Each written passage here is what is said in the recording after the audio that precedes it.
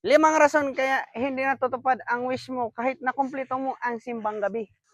Number 1 reason, nagasimba ka ra lamang ay ka may bagong porma. Yung buat mo rong passion show ang simbang gabi. Sot-sot ka pa, crap ka, pakikita pa mong ngiteng.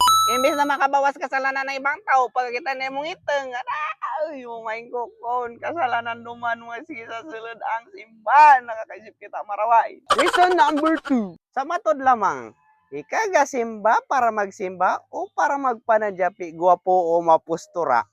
Ang iba mo ra simba para magbawas kasalanan, para magsadyap anang malalabar, masadyap na forever.